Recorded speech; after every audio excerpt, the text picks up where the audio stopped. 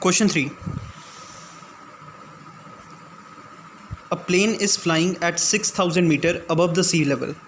At a particular point, it is exactly above the submarine floating 15,000 meter below the sea level. So first of all, we'll draw a diagram of it to understand this question better.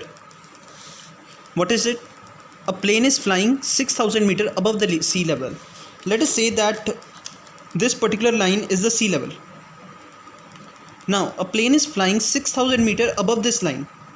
Okay, so I will draw this. So this distance is 6,000 meter.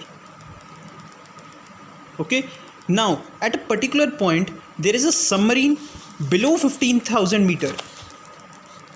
At a particular point the submarine floating 1500 meter below the sea level.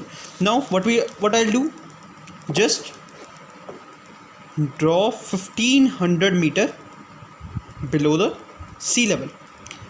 Now this diagram gives us a easier explanation of the question, that there are two objects, a plane flying above the 6,000 meter above the sea level and a submarine floating below 1500 meter of sea level. Now what we need to find? We need to find the vertical distance between them. Now always remember that a vertical distance is calculated by adding both the values. So how we'll add? First of all, we'll write the equation. Plane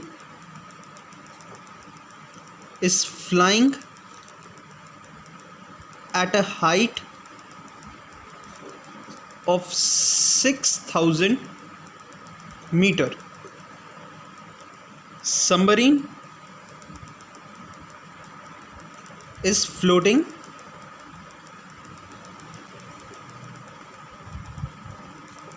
1500 meter. This is above the sea level and this is below the sea level. Okay, above the sea level and below the sea level. Now the vertical distance. So we need to find the vertical distance. So it's just very simple. We simply add both of the numbers. Okay, vertical distance